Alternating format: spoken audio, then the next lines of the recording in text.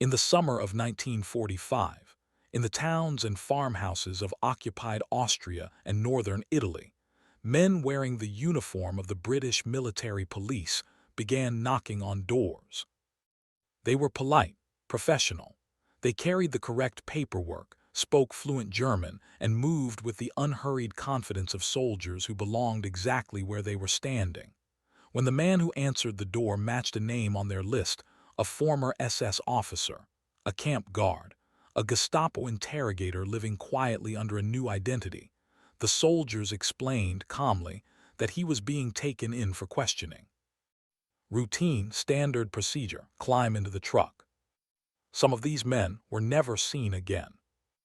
The soldiers wearing those uniforms were not imposters in the way you might expect. Many of them really were serving in the British Army. They belonged to a real unit, with a real command structure, fighting under a real flag. But inside that unit, hidden in plain sight, operating in teams of 3 to 5, was something the British High Command did not authorize, did not control, and for months did not even know existed. In their 3 months of operation, they assassinated somewhere between 100 and 200 Nazi war criminals. This is the story of the Jewish Brigade, the soldiers who served honorably within it, and the secret unit some of them built inside it, made up of survivors who had decided that justice, if it came at all, would have to come from them. To understand what happened in 1945, you have to go back to 1944, to a decision that, on its surface, looked like a straightforward act of wartime symbolism. In 1944, Winston Churchill personally authorized the formation of a distinct Jewish military unit within the British Army, recruited primarily from Jewish volunteers in Mandatory Palestine. Around 6,000 men volunteered. Churchill himself framed it in almost poetic terms, that it seemed fitting for a unit drawn from the people who had suffered so catastrophically under the Nazis to be represented, as a distinct formation, among the armies gathering for the Reich's final defeat. The Jewish Brigade group served in the latter stages of the Italian campaign, fighting in the spring 1945 offensive in Italy, before being disbanded in 1946. On paper, it was 6,000 soldiers. In practice, it became something else entirely, a vessel. Because by the time these men reached the front lines of northern Italy in early 1945, the war in Europe was already entering its final collapse. German positions were crumbling, and as Allied forces pushed forward, they began to encounter something that no soldier, Jewish or otherwise, was fully prepared for: the camps. The men of the Jewish Brigade walked into liberated territory and found the physical evidence of what had happened to their families. Many of these soldiers had left relatives behind in Europe before the war, parents, siblings, entire communities, people they had not heard from in years, people whose fates, by 1945, were no longer a mystery. A small paramilitary group of Holocaust survivors, many of whom had fought in partisan militias in the forests of Ukraine and Lithuania, simply could not return to everyday life as if nothing had happened, as if the social order had not been breached to the highest degree. They had little faith in the Nuremberg trials to bring about justice.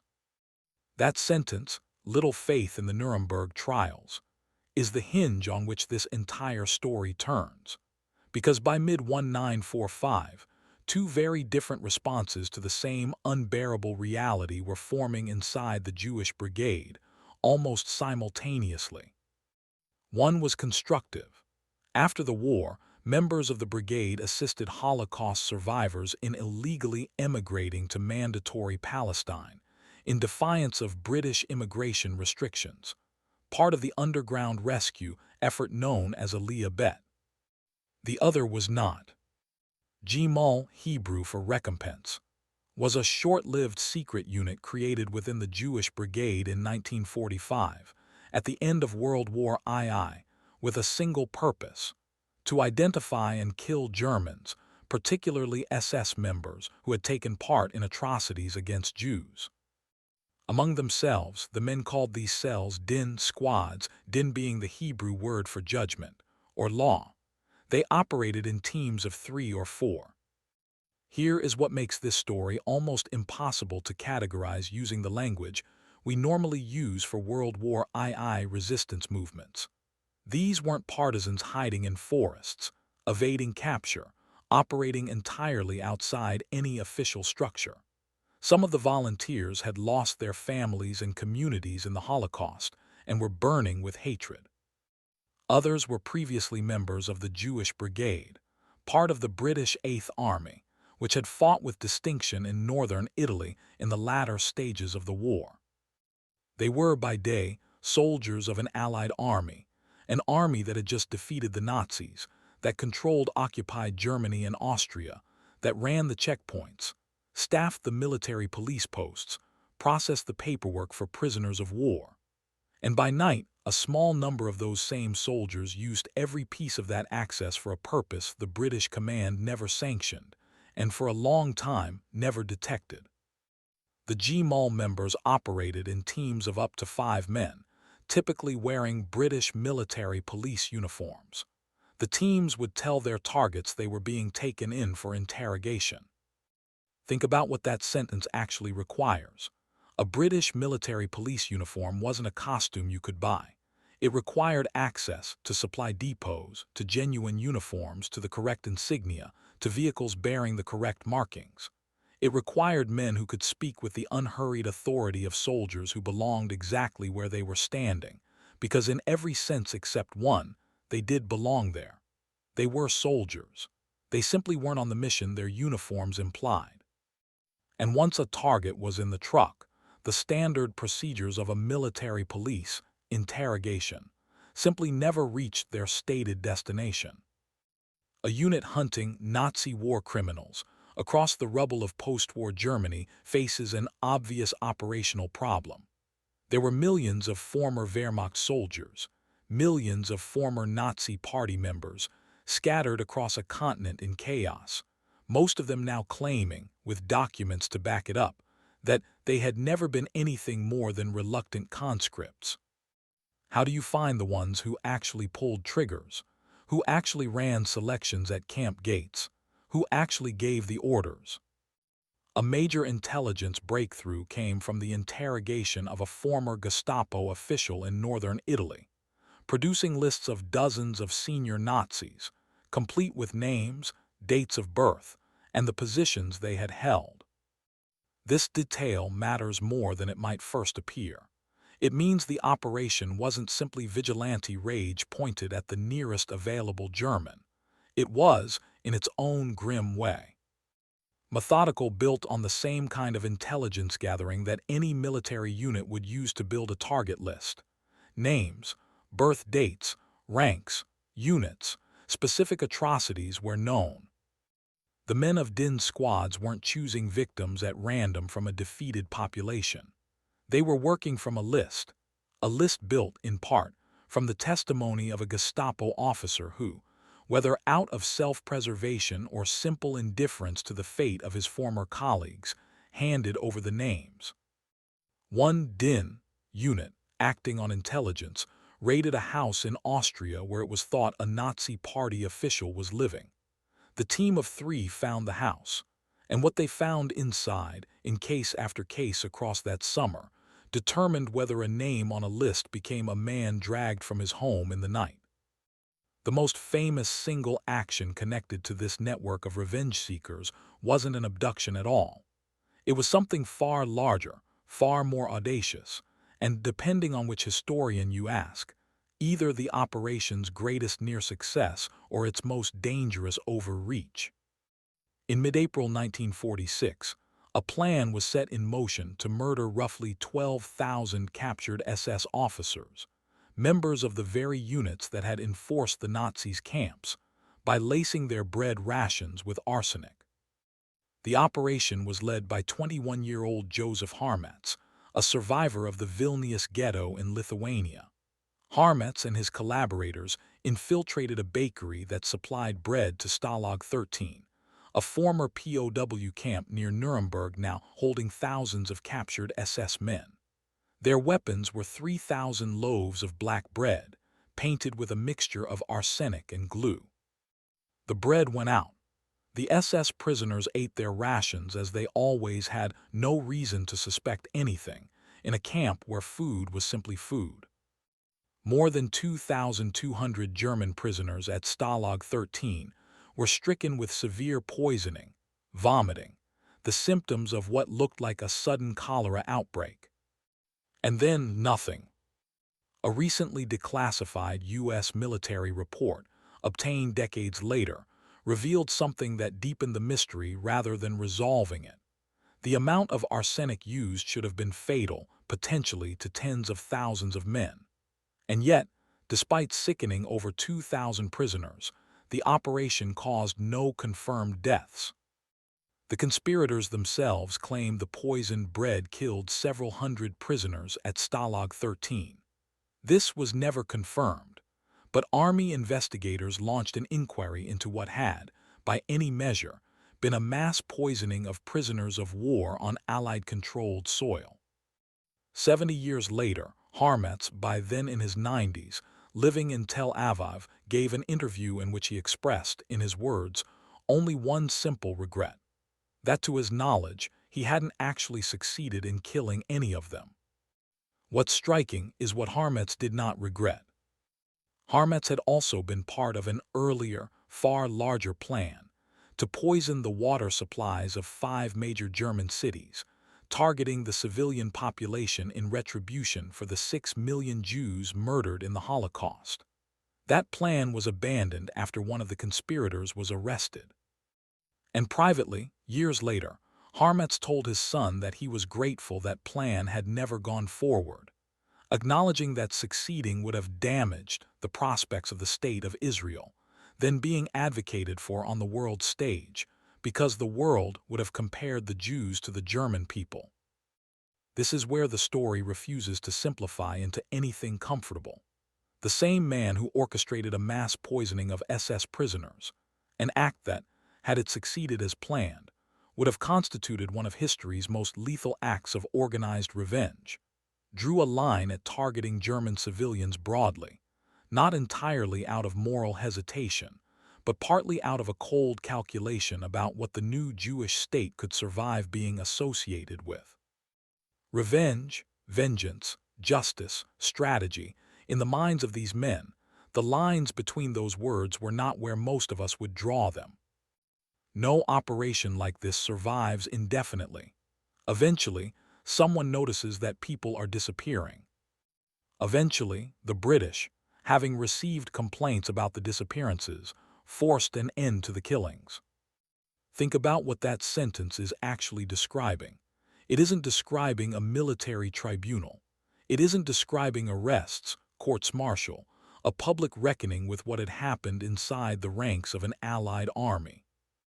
It's describing exactly what you'd expect from an occupying power that had just spent 6 years fighting the most documented atrocity in human history, now facing reports that some of its own Jewish soldiers, survivors, many of them of that exact atrocity, were quietly making former SS men disappear.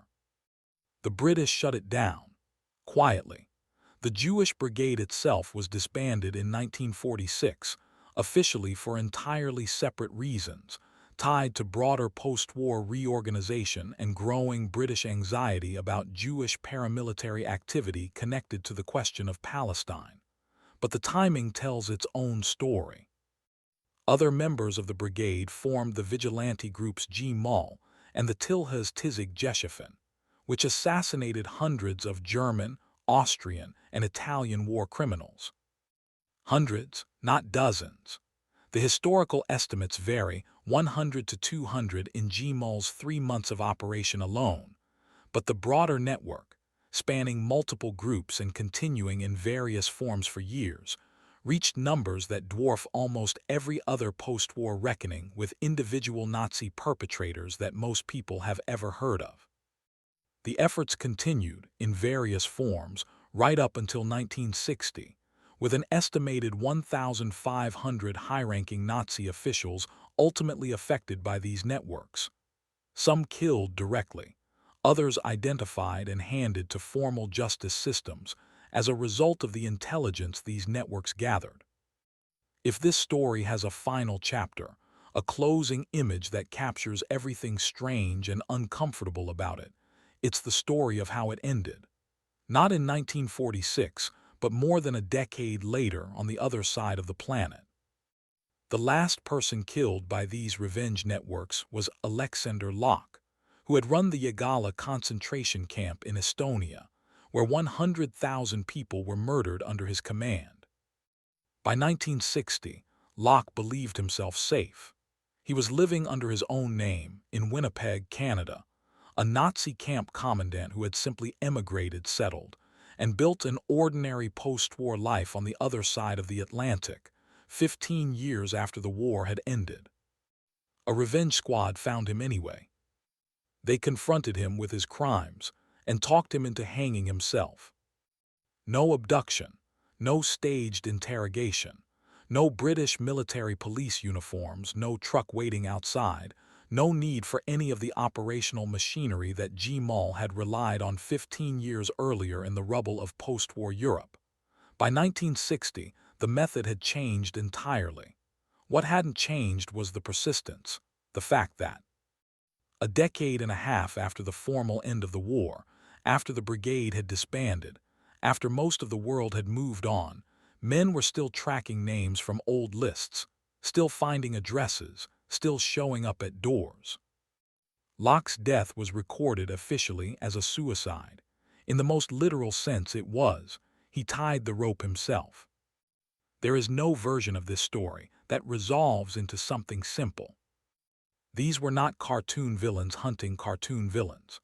The men of Gestapo and the Din squads were, in many cases, the same soldiers who, through the Jewish Brigade's other activities, were simultaneously smuggling desperate survivors toward a homeland, defying a British blockade, building something. The same brigade that produced these vigilante cells also helped tens of thousands of concentration camp survivors reach Palestine. The same young men who disguised themselves as military police to abduct former SS officers were, in other contexts, the protectors, the ones helping the broken and the orphaned rebuild lives on the other side of an ocean. And the men they targeted were not, by any honest accounting, victims of mistaken identity or wartime hysteria. The names came from intelligence, from interrogations, from documented positions, from a Gestapo officer's own testimony about who had done what. These were men who had run camps, who had organized the machinery of mass shooting and gassing, who had, in the case of a man like Alexander Locke, presided over the deaths of 100,000 people, and then walked away from it, changed nothing about their name, and built a quiet life on a quiet street in Canada, expecting that 15 years was enough for the world to forget. It wasn't a court. There was no trial, no defense, no appeal, no due process of any kind for men whose own victims had been afforded none of those things either, by the very people now hunted in turn. Harmatz, in his final years, said the message of what they'd done echoed forward as a rallying cry for the newborn state of Israel, that the era when violence against Jews could occur without consequence, without anyone ever answering for it, was over. That's the framing the people who did this chose for themselves, decades later, with the clarity that only distance provides. Whether it's the right framing, whether an act of organized, extrajudicial killing can ever truly serve as an answer to genocide, or whether it simply continues a cycle that the Nuremberg trials, however imperfect, were at least trying to interrupt, is a question this story doesn't answer. It can't. No one can, really. Not from the outside and maybe not even from the inside. What we do know is this.